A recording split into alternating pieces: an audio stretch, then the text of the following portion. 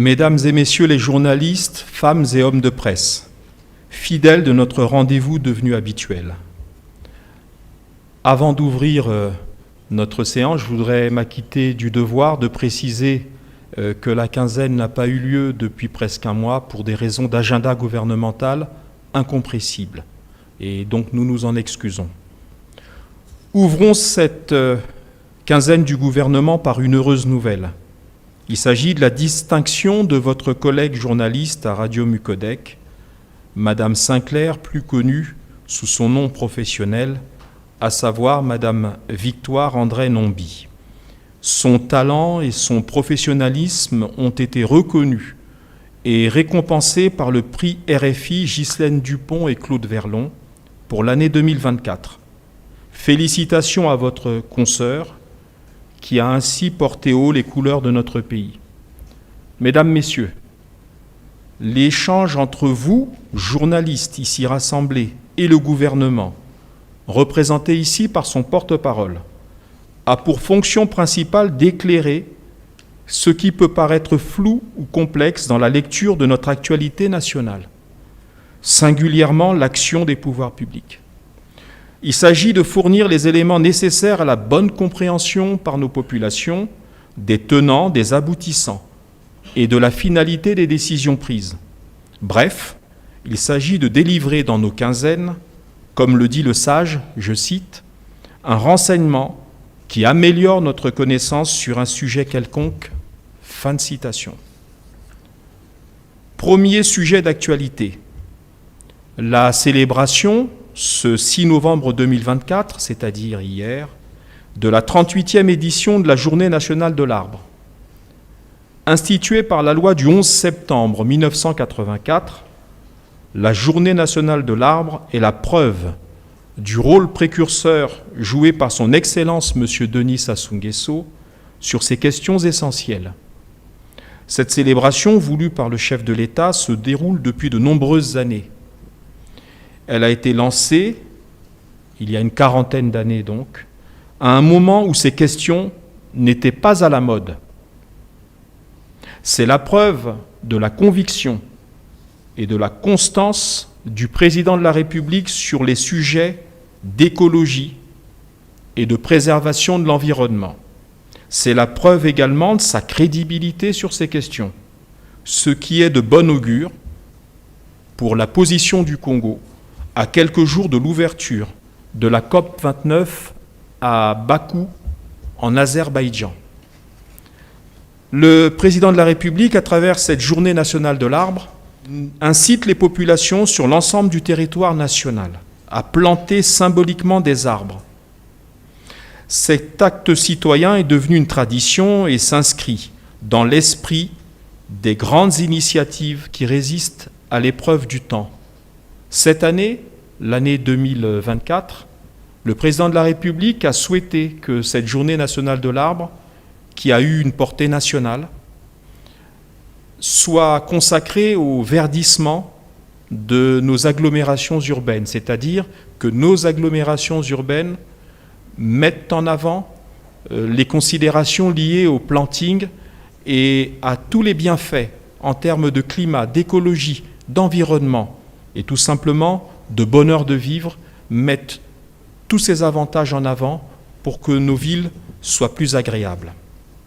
Ces plantings d'arbres participent de la mise en œuvre de la politique de l'État en matière de reboisement et d'afforestation. Ils ont mobilisé les Congolaises et les Congolais dans leur diversité et sensibilité, depuis les simples citoyens jusqu'aux décideurs, des organisations non gouvernementales, de la société civile, aux confessions religieuses, en passant par les associations, œuvrant dans le domaine de la forêt, chacun y a mis du sien. Cette mobilisation populaire constatée hier sur toute l'étendue du territoire national a marqué le succès de la 38e Journée nationale de l'arbre. Mesdames et messieurs, ces derniers jours ont également été marqués par le séjour au Congo d'une délégation chinoise, conduite par le secrétaire général du comité de suivi des recommandations du Forum de coopération Afrique-Chine, FOCAC en sigle. Souvenons-nous que le président Denis Sassou Nguesso co-préside ce forum pour les 4 prochaines années aux côtés du président Xi Jinping. Il s'agit notamment de mettre en place les conditions d'exécution du plan d'action sino-africain 2024-2028, fondé sur une enveloppe de 50 milliards de dollars mise à disposition de l'Afrique par la Chine lors du récent sommet de coopération Afrique-Chine qui s'est déroulé à Beijing. Nous touchons ici du doigt l'éminente responsabilité confiée à notre président, au nom de ses pairs africains et aux côtés de son homologue chinois, dans le choix et la mise en œuvre des grands projets structurants sino-africains sur le continent pour les prochaines années. Mesdames, Messieurs, sur un autre plan, le gouvernement reconnaît que la situation financière de notre pays a un impact, hélas, négatif sur certaines structures et administrations de l'État, établissements publics et entreprises sous tutelle. Cette situation sociale devenue difficile et parfois scandée au travers des réseaux sociaux amène les pouvoirs publics à se féliciter, malgré tout, de la résilience et de l'esprit de responsabilité des agents et travailleurs concernés. Le gouvernement les encourage donc à poursuivre les discussions avec l'État, dont l'État, la ligne directrice est de privilégier en toutes circonstances le dialogue social. Il s'agit de trouver ensemble des solutions pour juguler la crise et alléger le quotidien de nos concitoyens. Mesdames et messieurs, il est à noter que la fourniture d'électricité à Brazzaville, qui avait connu une crise aiguë ces dernières semaines, crise due à des actes de vandalisme commis sur quelques infrastructures le long de la ligne de transport d'électricité Pointe-Noire-Brazzaville, s'est améliorée, comme s'y était engagé le gouvernement. Cette amélioration est due à la mobilisation des équipes techniques et a permis la réhabilitation des infrastructures, notamment des pylônes endommagés. Mesdames et messieurs, poursuivons les quelques fragments d'actualité à mettre à votre disposition ou à vous rappeler. Entre autres faits marquants de l'actualité nationale de ces derniers jours, nous pouvons citer à l'ouverture de la 2e édition du Forum économique Côte d'Ivoire-Congo, qui se tient depuis le 5 novembre et se déroulera jusqu'au 24 novembre 2024. Le gouvernement y a été d'ailleurs représenté au plus haut niveau, c'est-à-dire par Monsieur le Premier ministre, chef du gouvernement. Il s'agit d'un espace ouvert de promotion économique, culturelle et artistique entre nos deux pays, avec la perspective d'opportunités d'affaires. Voilà, mesdames et messieurs, un bel exemple de coopération sud-sud dont le gouvernement se félicite. Autre élément d'actualité, la réunion le 25 octobre dernier autour du ministre de la Santé et de la Population, des partenaires techniques et financiers, OMS, UNICEF et des officiels de l'ambassade des États-Unis par exemple. Cette réunion en vue de mobiliser des moyens dans le cadre de la lutte contre la variole du singe, autrement dit Mpox. Mesdames et messieurs, voilà les quelques fragments d'actualité relevés ces derniers jours et que je voulais partager avec vous. Avant de passer à nos échanges, permettez-moi d'évoquer la mémoire de 3 éminentes personnalités congolaises qui ont contribué au rayonnement de notre pays et nous ont récemment quittés. Il s'agit de Henri Germain Yombo Pella alias Beethoven, grand promoteur culturel, de Jean-Jacques Ndomba dit le géomètre, maître à jouer de nos Diables Rouges de football d'il y a quelques décennies, et Michel Boïbanda, musicien immense qui a égayé nos loisirs. Une pensée pour eux. Passons à présent à nos échanges. Merci pour votre attention. Edgar Boukilo, Info 240.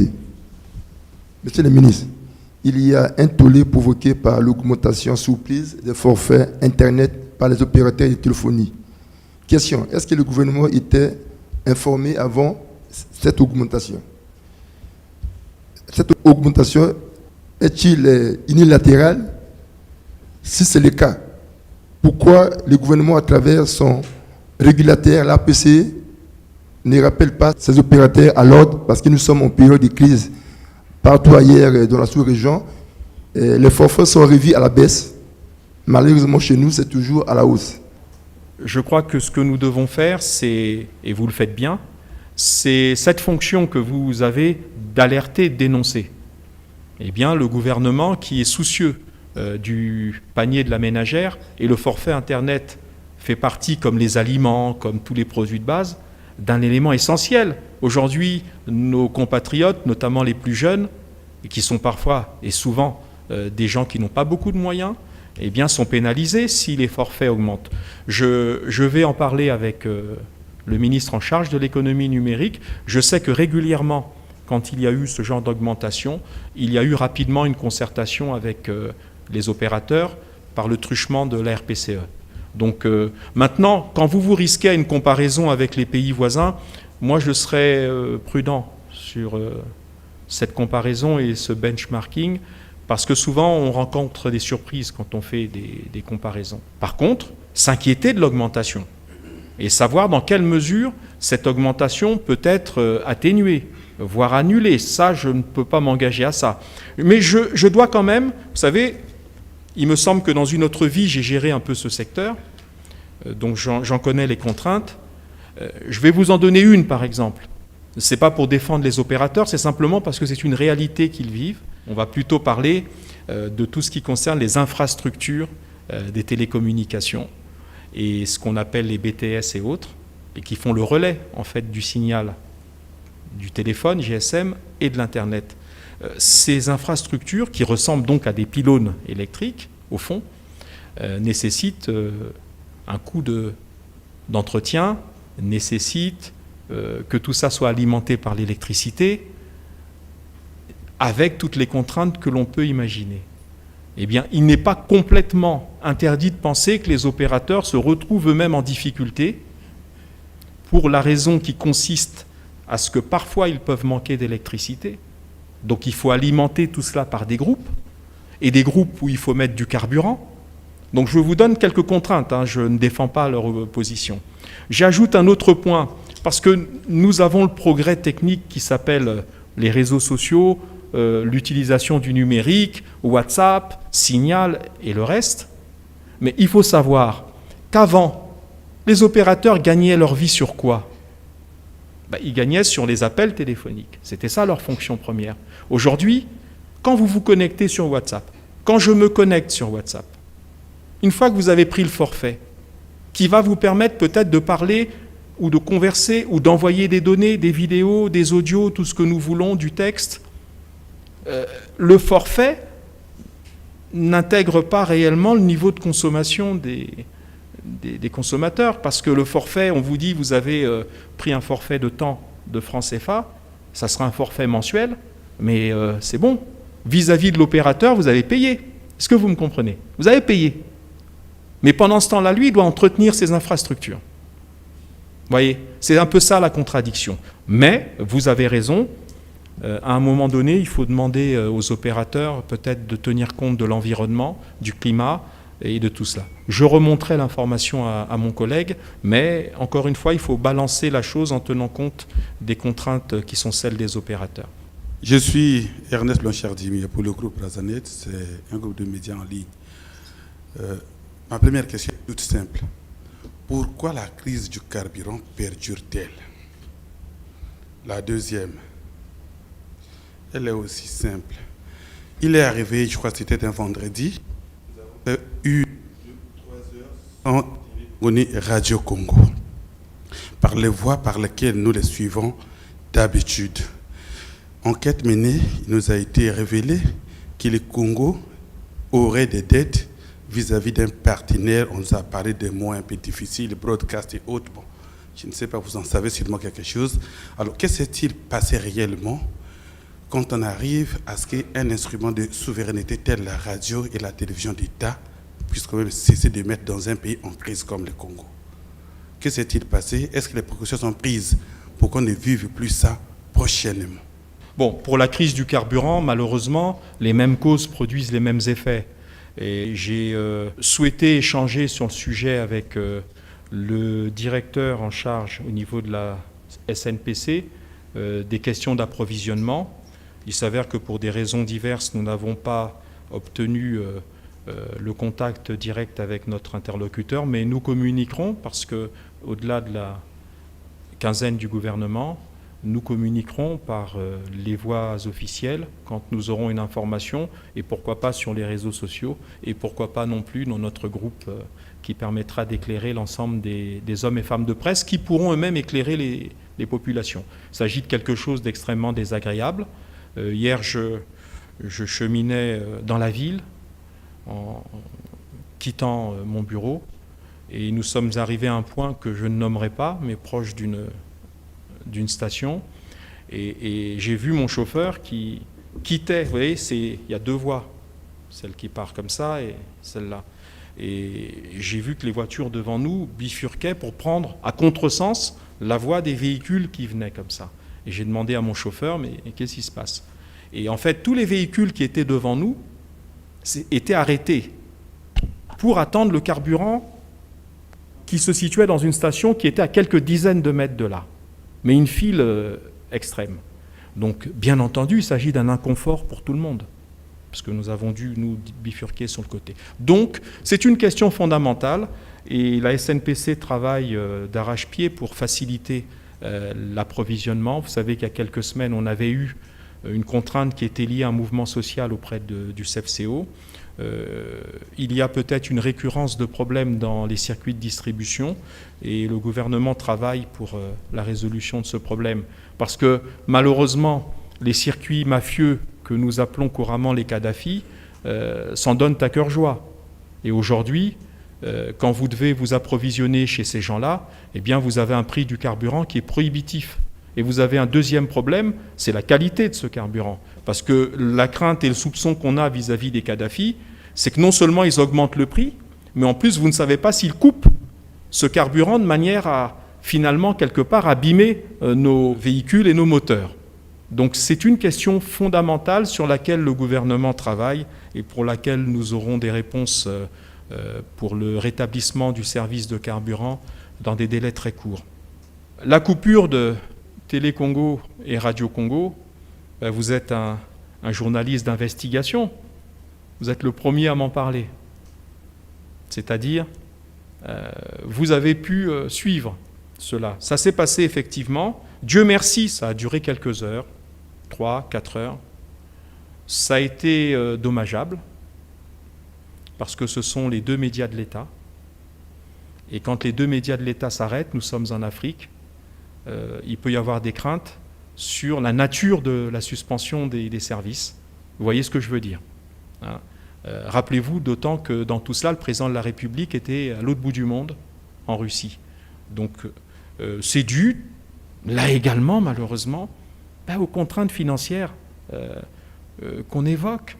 Parce que finalement, comme dit le peuple lui-même, c'est l'argent qui est le problème. On l'appelle même le nerf de la guerre. Bon, on a un provider, mais on en avait déjà parlé, je crois, de cette affaire de Globecast. C'est un système qui a été mis en place bien avant que je sache qu'un jour je serai au gouvernement. Je n'étais même pas conseiller du président de la République. Et j'étais, à vrai dire, un simple citoyen. Donc c'est un système qui a permis, au lendemain de la guerre de 97 et précisément en 2001, de permettre que Télé Congo, qui par ses propres moyens et ses faisceaux hertziens, ne pouvait couvrir qu'une partie de Brazzaville. Il a fallu recourir à un opérateur, la filiale d'un grand groupe de télécommunications, pour que cet opérateur récupère le signal de Télé Congo, le monte au niveau de sa maison mère, et ensuite le dispatche auprès des providers du type Canal, SAT, du type StarTime aujourd'hui. Eh bien, effectivement, notre pays avait une dette sur ce sujet. Nous avons entamé des discussions. Ces discussions avaient abouti. Simplement, il y a eu un petit problème d'agenda où ont un petit problème technique, c'est qu'au moment où leur ultimatum et leur mise en demeure expiraient, les opérations techniques de paiement avaient été mises en route. Mais vous savez comment ça se passe, et si vous ne le savez pas, Monsieur Dimi, je vous le dis, c'est que tous les paiements internationaux passent par une programmation au Trésor, une transmission de l'ordre de virement auprès de la banque du destinataire à la banque centrale, et ensuite la banque centrale émet techniquement, fait les opérations de virement et émet une preuve de virement qui s'appelle un SWIFT. Eh bien, c'est ce petit moment-là de flottement dans ce circuit et qui n'avait donc rien à voir avec une faute commise par le gouvernement, l'État ou le Trésor. C'est sans ce petit moment de flottement que l'entreprise bénéficiaire, n'ayant pas reçu en temps et en heure le SWIFT, a été amenée à couper le service, mais ça a été rétabli dans la journée. Et je peux vous dire que si c'est rétabli dans la journée, c'est qu'entre-temps, le SWIFT, ils l'ont eu. Donc c'est juste une question de... Voilà, petite question de délai au niveau bancaire et en matière de virement. Merci, Monsieur le ministre. Aline France et Tokabuka de Télécongo. Vous l'avez évoqué dans votre mot introductif, Monsieur le ministre, la conférence des parties sur le climat, oui. COP 29, je pense, qui s'ouvre dans quelques jours à Bakou en Azerbaïdjan. Le chef de l'État, naturellement, il prendra part, comme il a toujours su le faire. Alors, cette COP, comme vous le savez, Monsieur le ministre, est qualifiée de charnière, puisqu'elle ambitionne d'œuvrer dans la concrétisation de plusieurs accords et projets signés depuis plusieurs rencontres qui ont déjà eu lieu précédemment, notamment l'accord de Paris, qui date de 9 ans déjà aujourd'hui, avec son point essentiel qui est celui du mécanisme d'octroi de crédit dans le cadre du marché carbone. Là encore, les Africains en attendent beaucoup. Alors, Monsieur le ministre, dites-nous, quel sera le message du président de la République à cette COP en sa qualité de président de la commission climat du bassin du Congo, lui qui portera naturellement la voix de l'Afrique centrale. Est-ce qu'il y aura du répondant dans ce sens? Merci. Déjà, je vous ai dit tout à l'heure, en parlant de la journée nationale de l'arbre, que le président de la République a une crédibilité sur ces sujets, puisqu'il a fait adopter, il y a une quarantaine d'années, un texte concernant la préservation de nos forêts et tout ce qui est lié à la forestation et au reboisement, à un moment, et vous devez, vous les journalistes, lui en faire crédit, à un moment où les questions écologiques, y compris dans les pays les plus avancés, n'étaient pas forcément au centre des préoccupations. Donc c'est déjà un gage de crédibilité. Il va donc porter la voix du Congo et la voix de l'Afrique avec ce socle de crédibilité. La deuxième réflexion, et vous avez bien raison, on parle de la COP 21, je crois que ça s'appelait comme ça en 2015, c'était la numérotation de cette édition-là, c'était il y a 9 ans. Et l'année qui va commencer, on entrera dans la 10e année. Il y a eu des engagements financiers qui ont été pris par les pays les plus nantis.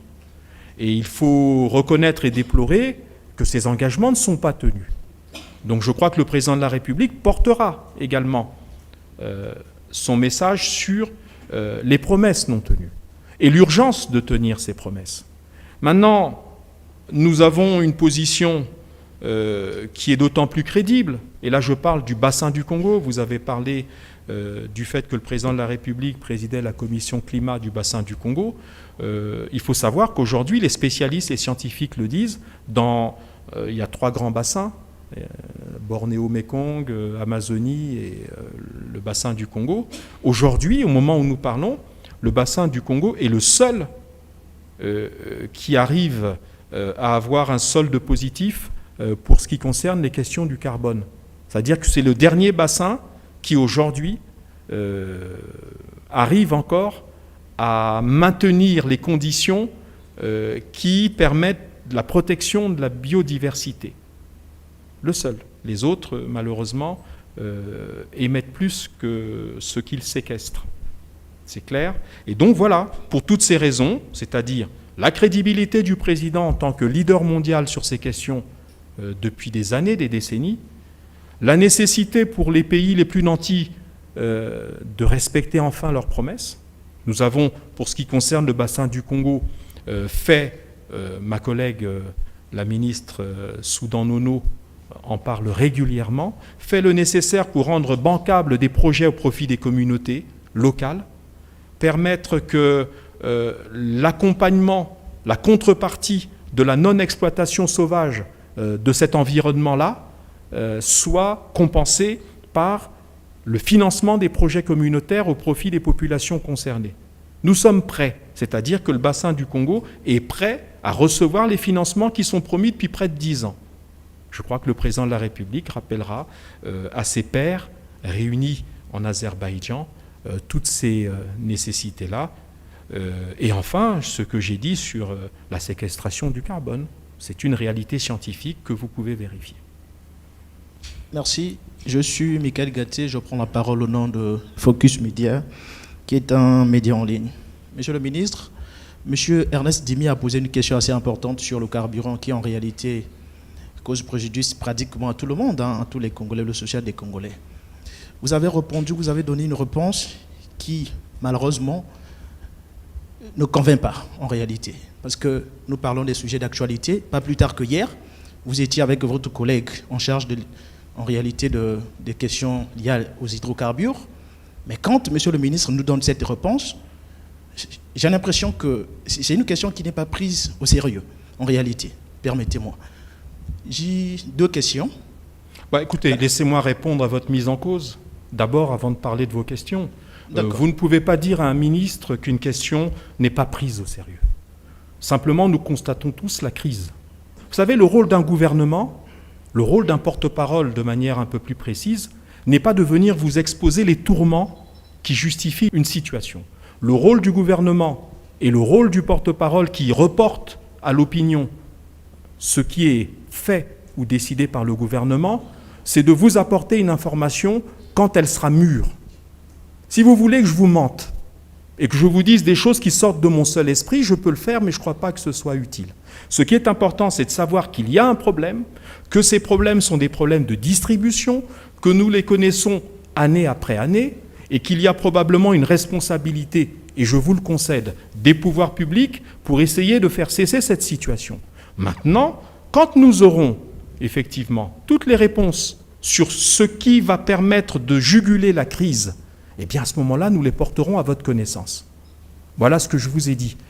Je n'ai pas dit que nous ne les prenions pas au sérieux. Ça, c'est votre interprétation et votre jugement, et je vous demande, s'il vous plaît, de ne pas considérer que tout un gouvernement serait animé par le manque de sérieux.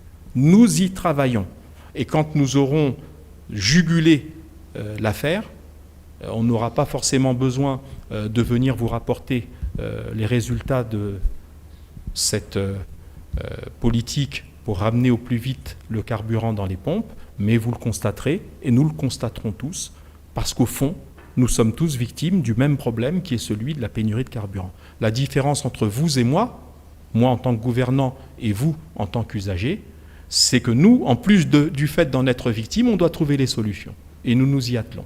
Voilà ce que je tenais quand même à vous dire pour vous amener quand même à atténuer votre jugement et employer des termes aussi forts que le manque de sérieux. On s'y attelle. Merci. Je disais tantôt que j'ai 2 questions. Je vous en prie. La première a été déjà amorcée par Madame Aline Francis Tokabeka. C'est justement lors de l'interview hier, à l'opération de planting, le président parlait de la nécessité de tirer profit du dividende forestier. Il parlait en réalité de toute l'Afrique. Nous partons à Bakou. En réalité, quelle est la position du Congo dans ce sens? Parce que j'ai assisté à plusieurs échanges de Madame Arlette Soudan Nono sur ces questions-là. Mais elle faisait comprendre aux journalistes qu'en réalité, le Congo a un déficit en termes d'experts. Et quand le Congo va à ses grands rendez-vous, en réalité, le Congo est en mal d'experts sur ces questions-là. Et en réalité, les projets ne sont pas assez bancables que ça. Est-ce que cette fois-ci, on va en réalité espérer à une grande attente, parce qu'il ne s'agit pas de participer que pour participer. La deuxième question, il s'agit des questions de priorité au Congo. Aujourd'hui, on le sait, la Société nationale de transport est en grève aujourd'hui, le CHU, on parle aussi de l'université Marien Ngouabi, j'en passe. Mais on se demande, en réalité, au Congo, quelles sont les priorités pour le Congolais, pour le Congo. Parce qu'on constate que le Congolais manque de tout, pratiquement de tout, même le minimum existentiel. Le Congolais en manque. L'éducation des étudiants aujourd'hui, la formation y compris, on n'en parle pratiquement pas sur le gouvernement, on n'en parle pratiquement pas sur les médias. Parce que si ça peut être une information, aujourd'hui, Marien Ngouabi est pratiquement à 1 mois de grève aujourd'hui. Quelle est la priorité en réalité? Merci. Bon, vous êtes, avec votre ton, avec votre brutalité dans le jugement, bon, on va accepter le principe. Alors, la première question, je crois que dans le déroulement des grandes conférences comme les COP, et donc la COP 29 qui arrive, il y a 2 phases, voire 3. Il y a une première phase, ce sont les experts, justement. Donc, au moment où nous parlons, nous pouvons considérer que nos experts sont à pied d'œuvre. Je ne sais pas dans quelle instance et à quelle occasion ma collègue aurait dit qu'on manque d'experts. Non, je crois peut-être qu'elle a dit qu'on n'a peut-être pas assez d'experts pour pouvoir multiplier notre présence dans les différentes instances tout le long de l'année, peut-être. Mais dire que nous manquons d'experts, ça serait, dans leur qualité, je veux dire, leurs compétences, ça serait un jugement très sévère, parce que sinon, excusez-moi l'expression, mais on entendrait à travers le monde, et ça viendrait à nos oreilles, mais le Congo se ridiculise en envoyant dans ces conférences où il faut des scientifiques et des experts, des gens qui ne sont pas au niveau. Vous savez, il n'y a pas d'indulgence. Quand les gens constatent que vous êtes mauvais, ils finissent par dire « ceux-là, ce sont des mauvais ». Donc, peut-être que la collègue a parlé de l'insuffisance d'experts plutôt que de leurs compétences. Mais là, nous avons nos experts. La deuxième phase de ces rencontres de haut niveau, c'est les conférences ministérielles auxquelles prendront part les membres du gouvernement des pays respectifs. Pour nous, la ministre Arlette Soudan-Nono. Là également, je pense que nous n'avons jamais démérité. Nous n'avons jamais démérité. Troisièmement, vous dites que ça serait parce que, et ça m'étonne que la collègue ait dit cela sous cette forme, que c'est parce que nos projets ne seraient pas bien montés qu'ils ne connaîtraient pas de financement. J'ai cru entendre ça, peut-être que je me trompe, dites-moi si je me trompe sur votre propos. Non, la raison principale, je l'ai évoquée tout à l'heure, c'est que les gens qui ont promis de financer n'ont pas financé depuis presque 10 ans.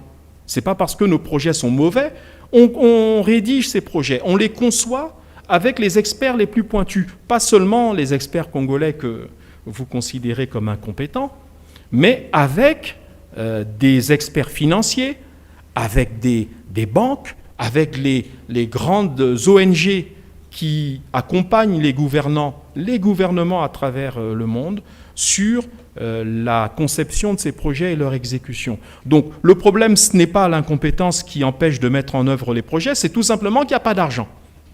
Eh bien, quand il y aura de l'argent, et c'est pour ça que j'ai dit que le président de la République va porter la parole de l'Afrique et du bassin du Congo en particulier, ne manquera pas d'aborder cet aspect-là. C'est-à-dire la nécessité que les pays et les organisations qui avaient promis des financements exécutent de manière effective leurs promesses. Maintenant, vous me demandez quelle sera la parole du président de la République là-bas. Je laisse au président de la République la primeur du message qu'il va porter là-bas. Le deuxième point, ce n'est pas une question. Vous dites que quelles sont les priorités. En gros, vous n'avez pas les bonnes priorités, et ceci et cela. Je crois que sur ce sujet, et cela fait même l'objet, je crois, des 2 ou 3 dernières quinzaines, où les journalistes que vous êtes avaient soumis au porte-parole du gouvernement les difficultés qui sont celles des différents services publics et des administrations, des établissements publics sous tutelle et des entreprises d'État. C'est quelque chose aujourd'hui de notoire. Le problème, c'est l'insuffisance des ressources qui, hélas, empêche le paiement des arriérés d'un côté et font que des paiements courants, c'est-à-dire, par exemple, on dit, on est en novembre, on va payer novembre, mais il y a les arriérés de plusieurs mois en amont. Tout cela est vrai, mais ce n'est pas une question de négligence ou d'absence de priorité cohérente de la part de l'État, c'est l'absence d'argent. On en revient toujours à ce problème-là.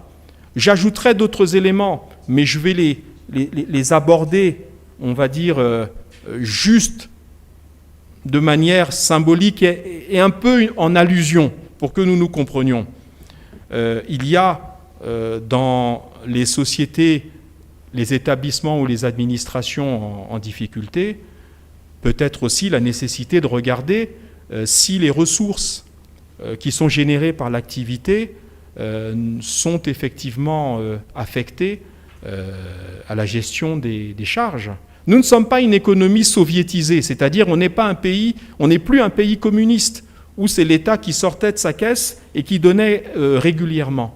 Il y a donc une part à faire entre la nécessité pour l'État d'avoir le plus de ressources possible, je dis bien le plus de ressources possible, et c'est le fameux comité de trésorerie et en charge de l'optimisation des ressources.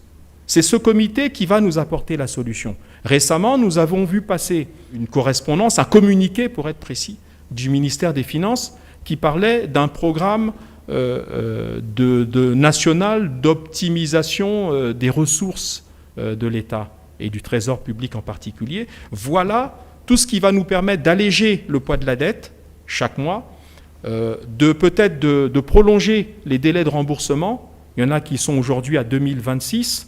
On veut peut-être prolonger les choses, enfin 2024, 2025 et 2026. On essaye de prolonger ou proroger ou éloigner la date de remboursement, peut-être sur d'autres années, pourquoi pas sur les 10 prochaines années, pour retrouver une certaine marge. Voilà, c'est un problème de trésorerie, ce n'est pas un problème de priorité qu'on ne prendrait pas en compte. Hein, je tiens quand même à le souligner, le gouvernement est à la tâche et s'arrange au maximum pour réduire les charges mensuelles qui peuvent être dues à la dette. Enfin, j'ajoute un point que j'ai dit en introduction sur le sujet. Le gouvernement, d'abord, vraiment félicite les agents concernés pour leur résilience malgré la crise. Ils optent pour des revendications qui sont des revendications pacifiques, qui sont des revendications dans la paix, et le gouvernement s'efforce, à chaque fois qu'une revendication est mise en avant, de recevoir les syndicalistes ou les collectifs et privilégie avec eux, et c'est leur honneur à eux qui sont dans la difficulté, privilégie le dialogue social. Fulgence Zekito Brazanet.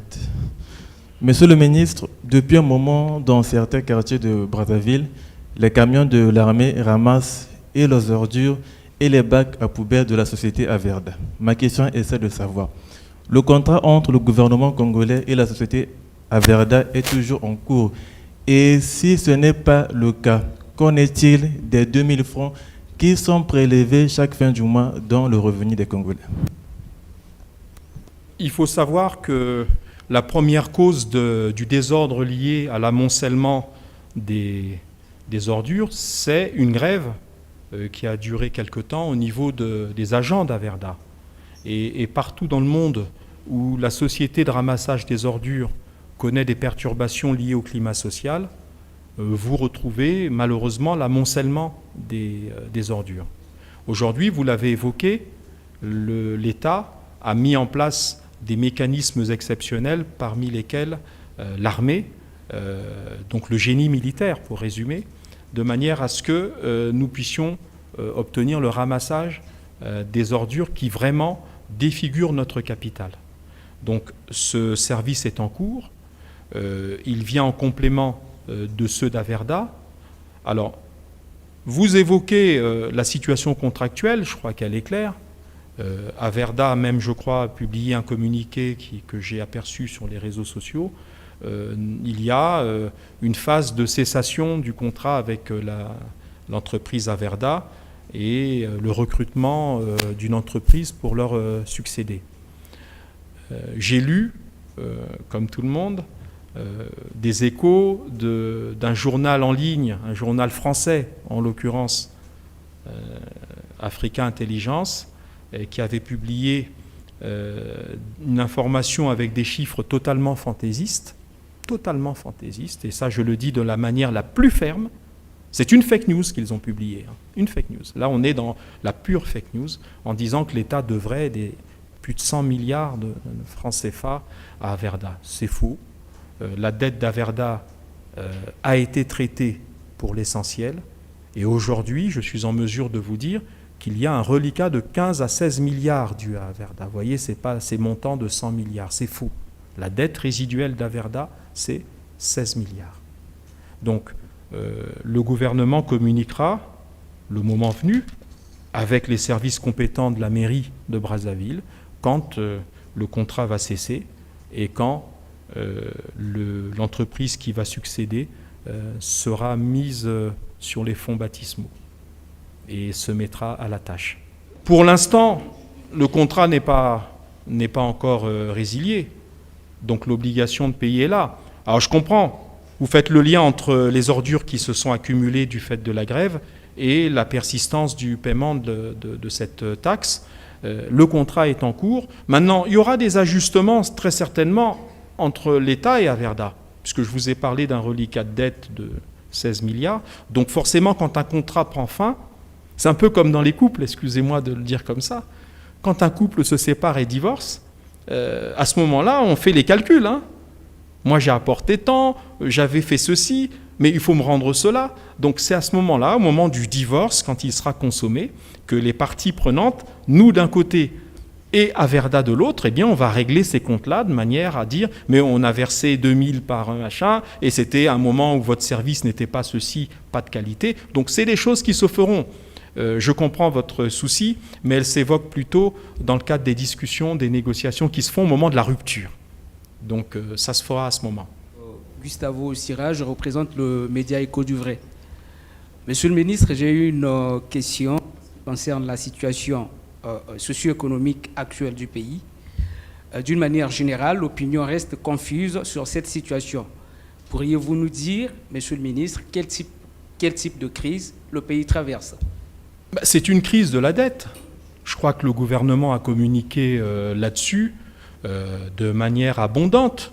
Et je vous rappelle le communiqué dont j'ai parlé du ministre des Finances d'il y a quelques jours, qui a été partagé sur les réseaux sociaux et qui, de manière synthétique, et si j'en donne quelques points, dit en gros, notre problème, c'est pas qu'on n'encaisse pas d'argent. Notre problème, c'est qu'on a, sur le marché financier de la CEMAC, principalement, emprunté dans des conditions de court terme que nous avons pu supporter pendant un temps, et aujourd'hui, face à la puissance des montants à rembourser mensuellement, l'État s'est retrouvé, parce que c'est des remboursements qui sont évidemment nécessaires, vous empruntez, vous remboursez.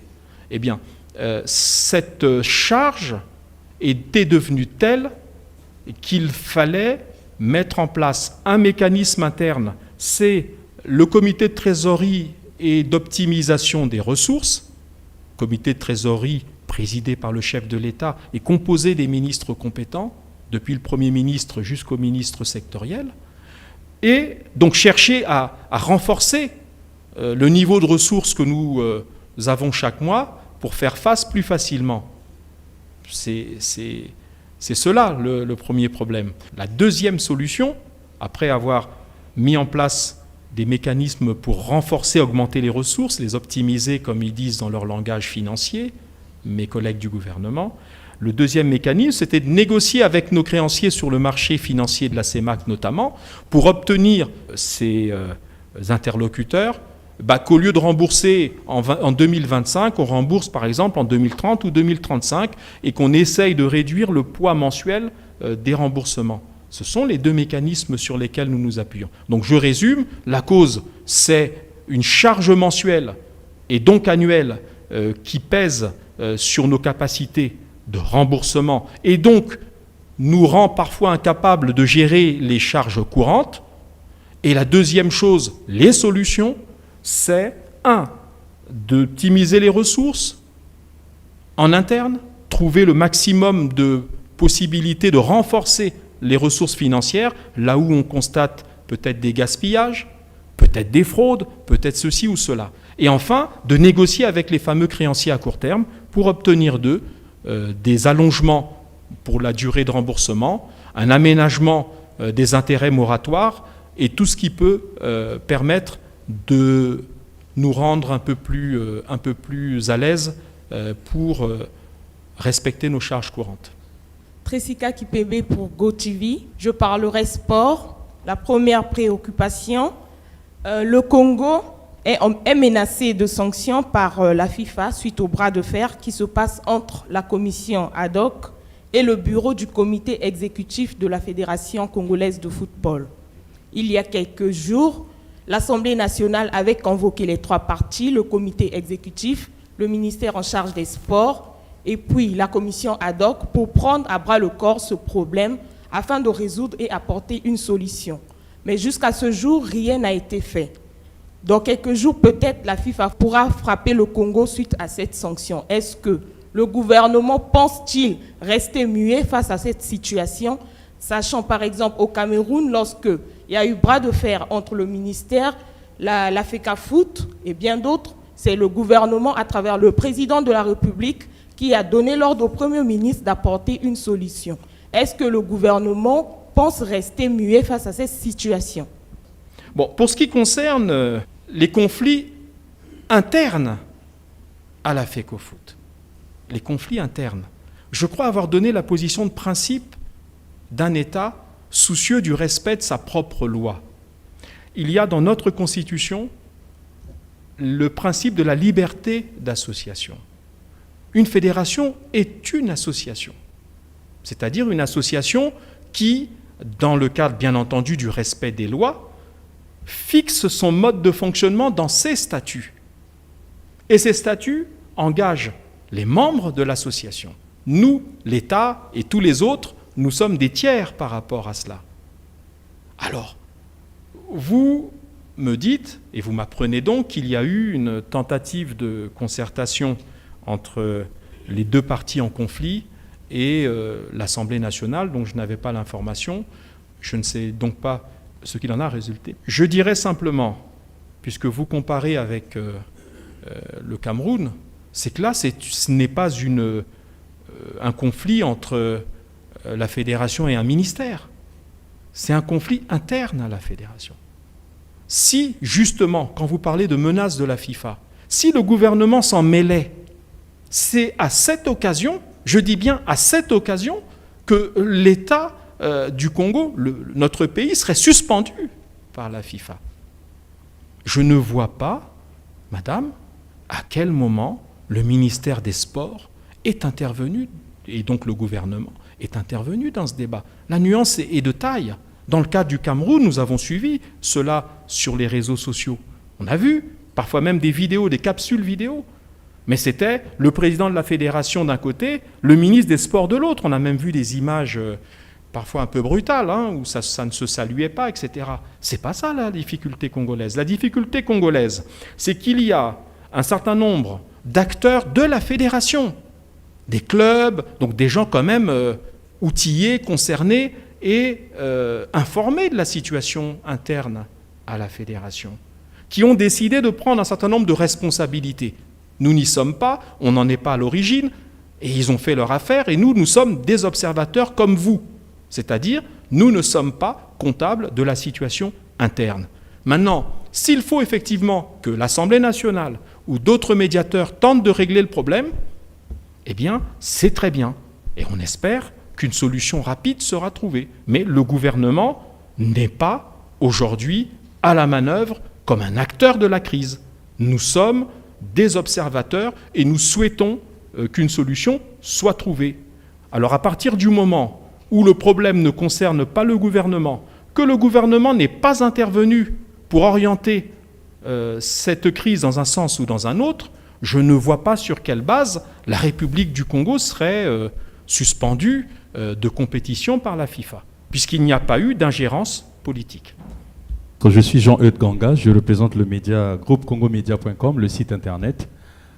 J'ai une question qui est en rapport avec l'environnement, notamment la décharge de la société à Verda qui se trouve être, je pense bien, à Lifula, je crois qu'à la sortie nord, après le péage. Et je crois savoir que la Verda procède par enfouissement des ordures à ce niveau-là. Je voudrais savoir s'il y a une étude d'impact environnemental qui avait été menée avant d'installer ce site-là là-bas. Parce qu'on sait qu'il y a la nécessité de protéger les nappes phréatiques qui sont là. L'Ifula est une zone périphérique de Brazzaville, donc qui est appelé à recevoir, sinon qui reçoit déjà des lotissements. Est-ce qu'il y a une étude d'impact environnemental qui a été faite avant d'installer ce site-là là-bas? Et je voudrais aussi savoir si, avec la rupture qui devient inévitable avec Averda, la nouvelle société avec laquelle le pays va contracter, est-ce que cette disposition va être prise en compte, celle de la gestion des ordures? Parce qu'il y a le recyclage, soit vous recyclez, or Averda ne le fait pas, Averda enfouit, soit vous enfouissez. Alors, quelle est la démarche qui va être adoptée avec la nouvelle société avec laquelle l'État va contracter? Bon, je vais répondre tout de suite sur le deuxième point. On ne va pas anticiper sur les obligations réciproques que les deux parties vont contracter l'une vis-à-vis de l'autre, alors que le contrat n'est pas encore connu ni exécutoire. Donc je renvoie votre questionnement sur les obligations qui vont être assignées à cette société au moment où le contrat sera signé. Pour le premier point, existe-t-il une étude d'impact? On pense que oui. Vous savez, notre exercice ici, ce n'est pas que je réponde comme un singe savant qui a la réponse à tout, y compris à des questions inattendues sur lesquelles il n'est d'ailleurs pas un spécialiste. Mais en tant que porte-parole, je me soumets à l'exercice. Et quand je vous l'ai dit assez régulièrement, quand je n'ai pas la réponse, eh bien je la diffère. Ce que je peux penser, ce que je peux dire à Verda, à pignon sur rue dans notre pays depuis des années et des années, un site d'enfouissement qui n'est pas un site clandestin, qui est un site à ciel ouvert que tout le monde connaît, y compris vous en tant que journaliste et en tant donc que spécialiste de la question. Je connais aussi la rigueur et les exigences de ma collègue Madame Marlette Soudan-Nouno, dont je peux vous dire qu'à chaque fois qu'il y a le moindre projet qui est évoqué, je parle des projets à venir, en Conseil des ministres, eh bien, elle a une exigence: y a-t-il eu l'étude d'impact environnemental? Quand on a une collègue comme ça sur le dos, c'est-à-dire qu'elle a l'énergie, elle a tout ce qu'il faut, je peux vous assurer que l'étude, vous l'avez faite en amont, parce que vous savez qu'elle bloquera le dossier et a raison. Donc, je peux anticiper pour dire qu'il y a eu une étude environnementale. Maintenant, vous parlez, et c'est peut-être une des raisons aussi, au-delà de la qualité du service entre Averda et l'entreprise qui va lui succéder, vous dites qu'il aurait fallu peut-être évoquer des questions de recyclage. Peut-être aussi que ça fait partie des raisons qui amènent l'État à faire évoluer un peu les choses avec une entreprise qui apportera peut-être des services plus complets, y compris jusqu'au recyclage. Vivas Mombwana pour France 24. Le 20 octobre dernier, le Centre d'action pour le développement, CAD, a organisé une commémoration en hommage aux victimes de la répression lors des manifestations contre la révision de la Constitution en 2015 et l'élection présidentielle en 2016. 8 ans après, cette organisation non gouvernementale réclame justice et l'indemnisation pour ces victimes. Quelle est la réponse du gouvernement face à cette demande? Le changement de la Constitution a été un fait politique et constitutionnel qui a été majeur dans la vie de notre pays, puisqu'aujourd'hui, l'ensemble des institutions dont on parle sont régies par le nouvel ordre constitutionnel adopté il y a un peu plus de 9 ans aujourd'hui. Alors, une ONG, Centre d'action pour le développement, vous avez dit, c'est ça, réclame justice 9 ans après. Il me semble que les mécanismes juridiques et judiciaires de notre pays sont connus. Je suis un citoyen, j'estime avoir été lésé par une infraction commise par un tiers, je saisis la justice. La justice, nous la saisissons par des mécanismes comme saisir le procureur de la République ou écrire directement à l'autorité judiciaire pour demander une citation de ceux dont on estime qu'ils sont responsables des infractions dont on a été victime. Donc je ne peux pas vous faire une autre réponse que celle-là. Si 9 ans après, donc, il y a des gens qui réclament justice, eh bien qu'ils saisissent la justice. Je suis Christian Soumoun, correspondant de BBC Afrique. Ma question, c'est sur les plaintes de l'écrivain Henri Njombo, dont l'ouvrage a été retiré des programmes scolaires. Qu'est-ce qu'il en est exactement, qui était programmé, je crois, dans les classes de terminale? Et il se trouve que le ministère de l'Éducation a retiré l'ouvrage du programme. Et je comprends l'émoi qu'a pu avoir le ministre d'État Henri Njombo à un moment donné de l'incident dont vous parlez, mais je crois que les choses sont rentrées dans l'ordre. Et il me semble que tout cela est le fruit peut-être d'un malentendu. Alors en 2 mots, il s'avère que le ministère de l'enseignement primaire et secondaire est accompagné par un comité d'experts qui a pour fonction, pour rôle, d'aider à l'introduction dans nos programmes, pour pas que ça reste permanent, que ce soit toujours les mêmes choses. Il y a 10 ans, on va mettre au programme les mêmes livres, 10 ans après, c'est toujours les mêmes, 20 ans après, etc. Donc il y a un comité d'experts qui accompagne le ministère pour rénover les programmes, introduire un peu de sang nouveau, parmi lesquels des écrivains qui sont des écrivains congolais, parce que l'idée de ces experts, et c'est l'orientation générale du ministère et du gouvernement, c'est de congoliser nos programmes. Il est bien de lire Rimbaud, Malraux ou Molière, mais c'est bien aussi de lire nos grands écrivains, les Chikaya Utamsi, Henri Lopez, et donc le ministre d'État Henri Njombo aujourd'hui. Donc cela part l'introduction, parce que ce n'était pas dans les programmes. Quand vous dites on a retiré des programmes, non. On introduisait, c'est-à-dire que le comité d'experts a recommandé au ministre d'introduire parmi les nouveautés littéraires à mettre au programme de nos enfants l'ouvrage dont vous parlez du ministre d'État Njombo. Maintenant, qu'est-ce qui se passe derrière? C'est que si vous incitez les parents à acheter un ouvrage, c'est-à-dire dire, bon, on a inscrit au programme tel ouvrage, encore faut-il qu'on puisse le trouver au Congo. C'est ça la difficulté. La difficulté, c'était que l'éditeur de l'ouvrage, en amont, n'avait pas anticipé sur le fait de mettre à disposition ici au Congo un stock suffisant de l'ouvrage pour que les élèves concernés puissent l'acquérir. Et face à la difficulté, on ne peut pas mettre un ouvrage qui n'est pas disponible au programme, au risque, puisque donc l'élève ne pourra pas le lire, puisqu'il n'est pas disponible, au risque qu'au moment de l'examen qu'il va passer de son baccalauréat, il ait un enseignant qui puisse, de manière un peu sadique, lui dire « Parlez-moi de l'ouvrage du ministre d'État Henri Njombo ». Mais je ne l'ai pas lu. Ah, mais il était au programme. Donc le ministre a pris un petit recul qui consiste à dire « L'ouvrage n'est pas disponible ». L'éditeur a pris l'engagement que pour l'année scolaire prochaine, cet ouvrage sera rendu disponible, donc il va mettre en œuvre une production et une arrivée au Congo de l'ouvrage du ministre d'État Henri Njombo. Et donc c'est l'année prochaine, quand ces ouvrages seront disponibles à l'achat et à l'acquisition pour les élèves, que l'ouvrage sera de nouveau inscrit. Donc ce n'est pas une censure, ce n'est pas une mauvaise manière, et je peux vous dire aujourd'hui, d'après les informations que le ministre Moutou m'a données sur cette question, puisqu'elle a fait un petit peu de bruit quand même la question, il m'a dit que le ministre d'État Henri Njombo avait été rassuré, satisfait, et son éditeur et lui-même sont à l'œuvre pour que l'ouvrage arrive ici massivement pour l'année prochaine.